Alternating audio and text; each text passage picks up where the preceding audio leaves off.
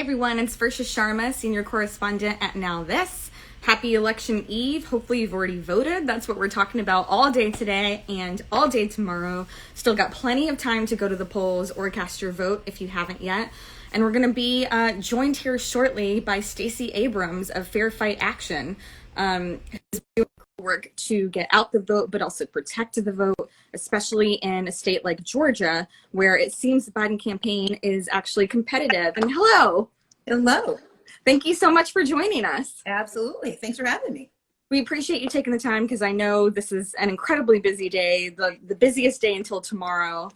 So what can you tell us? Yeah, right? Something happening? What can you tell us about what's going on in Georgia? I know you've been out on the trail today. We had an amazing rally with President Barack Obama. Yesterday, we had Senator Kamala Harris. Last week, we had Vice President, soon to be President Joe Biden. There is extraordinary energy, enthusiasm, but a deep understanding of how serious this is. So we're not only excited about what we're seeing in terms of energy, we're also working hard to make certain that every person who wants to cast a ballot tomorrow can do so safely, can do so and stay in line, making certain that their ballots get cast and get counted.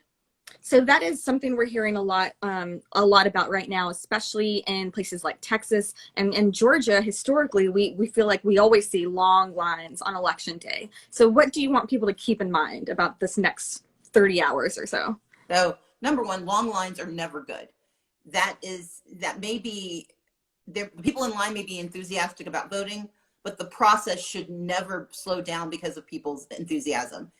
When you have voter suppression, it's when someone's ability to vote is discouraged or prevented. And a lot of folks can't stay in line for multiple hours. They've got to get back to work. They've got to get back to their families. But we know that the only way to change this is to stay in those lines. And so it's one of those things we've got to push through, because if we overwhelm the system with our presence, we can elect people who are going to make certain that we have equitable distribution of resources, that people, no matter where they live, have equal access to the ballot, but also have the resources necessary to have the same speed that others take for granted. And what time do polls open and close in Georgia, and when can you tell people about expecting results? Because I know it might take a little bit longer to count this year than normal. So polls open at 7 a.m. They close at 7 p.m. If you have an absentee ballot that you have not returned, you can bring it with you tomorrow and return it, or you can get it canceled if you haven't filled it out, or if it never arrived, you can cancel it. Just make sure you give yourself time. And if you've got your ballot, bring it with you. Either bring it with you to cancel it or bring it with you to drop it off. But everything has to be done by tomorrow at 7 p.m. There's no do-overs. And then we will likely have early results by Wednesday morning. So let's be clear. We have never in the history of this country known the outcome of the election on the night of the election. That is a myth that we have perpetuated. What we usually have are projections. And what we're talking about now is that we're not going to get those same projections because of so many people voting early, knowing that absentee ballots are harder to count. They take more time. And some of those absentee ballots are going to have to be fixed, be cured, not because they're changing their votes, but because there was an administrative mistake made by a voter who may not have realized they had to sign it with the exact same signature they'd used 20 years ago. So just be clear. We need to be patient. And we need to be calm. We would rather have slow and accurate than fast and wrong. That is something that I think you are especially good at, is telling people not to panic and why they should remain calm. I mean, we've never had an election day like this for so many reasons, and it really feels like everybody's anxiety is at an all-time high. So what is your advice for people? Part of the anxiety is that we don't know what's going to happen, and we can't control the future. If we could, we'd all be in Vegas. What we can do is control our behavior, and what we can also do is encourage others to speak their fears into reality by speaking their dreams into reality, and that means going to cast a vote. I said earlier on, someone said, are you optimistic or pessimistic? I'm like, I'm neither. I'm determined. I grew up in the South. Optimism is nice to have, but you get what you need by working at it. And I believe that all of us who are worried about the outcome need to remember that if we've done everything we can, if we've called everyone we know, if we've emailed and texted, and if we've done our part, then what we have to do is trust in our fellow citizens and make sure that we are doing everything we can to change the future by casting our ballots. Now there is a good chance of Georgia going for Biden, right? Can you tell us how you're feeling about Georgia's specific results?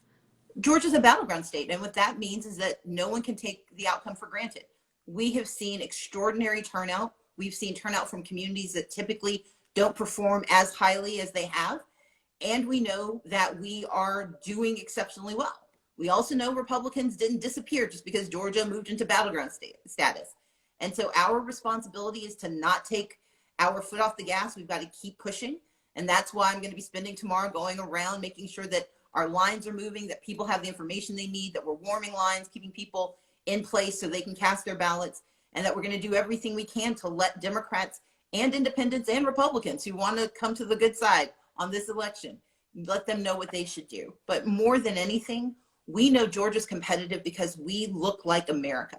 We are a diverse state, and that diversity is finally catching up with its electoral power. And I believe this is the election where we can show what our power can get us, and that is access to healthcare, access to climate change action, it's access to justice.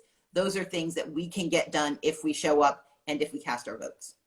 Now, states like Georgia and Texas that, you know, at least in the last decade or longer, have been thought of as more conservative or red states, they don't become blue overnight, right? That has taken years of work. And you yourself had this gubernatorial run in 2018 that became this national flashpoint. And I think ever since then, you've basically been working for both the fair census count and for voting. So what has your work over the last 2 years focused on? Well, I'll take a step back from that. I became Democratic leader in 2010 after Democrats got shellacked. We lost every statewide office. My first year as leader was 2011, and I went through redistricting. That's why I know how important the census is. That's why I understand how critical redistricting is. But it was also the beginning of the work I did in 2014 when I launched the New Georgia Project as a voter registration project, where that organization, now it's independent and being run by NSA UFOT, who's doing an amazing job. But they've registered more than 450,000 voters of color over the last 6 years. Fair Fight has worked to make certain that those new registrants, not only through Fair Fight, but not only through New Georgia Project, but through all of the new registrants, nearly 800,000 people who've come onto the rolls since 2018, since my election, that they understand their power and that they have real access to the right to vote. Fair Fight's been doing that work, and Fair Count has been doing the work of making sure we count everyone in our state, everyone in our country, because next year is another redistricting year. And if we not only show up this year and elect leaders who respect us and represent us, we can then get maps next year that spend the next 10 years actually reflecting our values and serving our needs. So that I think highlights the importance of down-ballot races as well, right? It's not just Biden versus Trump, and Georgia also has 2 key Senate races that are happening right now with John Ossoff and Reverend Warnock. So tell me, what's your take on these Senate races right now? Look, we're the Russian nesting dolls of elections this year. Now, that's not pejorative. It's just a great little analogy. But let's think about it. We've got the presidential race, but you pull that aside, you've got 2 Senate races. We're the only state in the country. John Ossoff, you basically scared David Perdue out of coming back to a debate. So he ducked out of the debate yesterday because he knows that John is on the cusp of taking his seat, or taking back the people's seat from a do-nothing senator. Kelly Loeffler is on the ropes. She's in the midst of an internecine battle with Doug Collins, which is leaving room for Raphael Warnock to tell Georgia what he's going to do. And if either of them come up a little short, we have a runoff on January 5th, and we're going to be all in to get that done.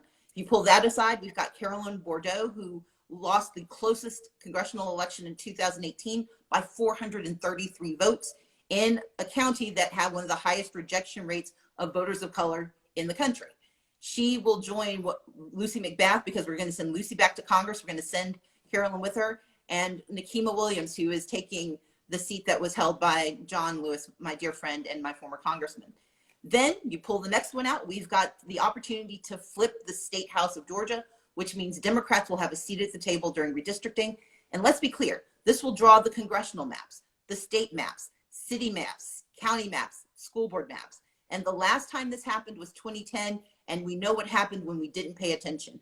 We had President Obama, who was ready to do so much more, Vice President Biden, who could have done so much more, but they lost control of the House of Representatives, and all of their plans were blocked. So we've got to make sure we're thinking not just about 2020, but we are making sure we are thinking about 2010, and this time we get it right. What are you hearing from voters on the ground about the issues that they care most about right now? Is it what's motivating them? Is it the COVID-19 response? Is it tax on voting rights? It's the top three: COVID-19, both the healthcare crisis and the economic crisis. In Georgia, we do not have Medicaid expansion. That means 500,000 Georgians with no access to healthcare, even though they're legally eligible under the ACA. But Georgia has 1.4 million uninsured people here. We have one of the highest uninsured rates in the nation.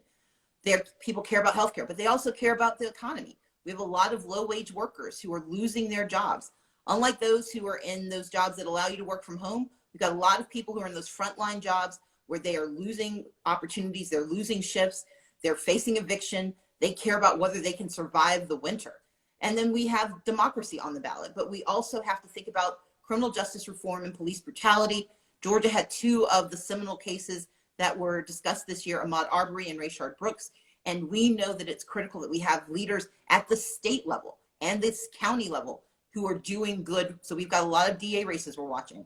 I was recently doing an IG Live with Earth Gang, and what they said is something that stuck with me. The closer you are to the bottom of the ballot, the closer you are to home. So if you care about what happens to you at home, make sure you go all the way to the bottom.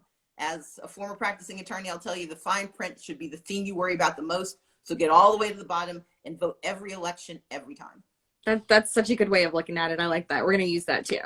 I know you're incredibly busy, so hopefully we can get just one more question here. When we talk about people not panicking and anxiety, I think part of that is also because President Trump, it seems like he's gotten away with breaking so many norms and doing so many things that no other president has been able to do before.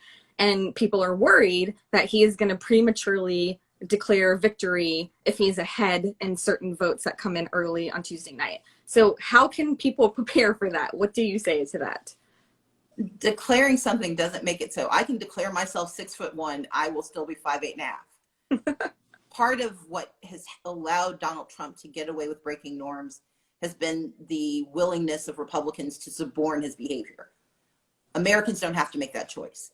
Elections are our time to declare what is true, and we can refuse to listen until the real answers are being delivered.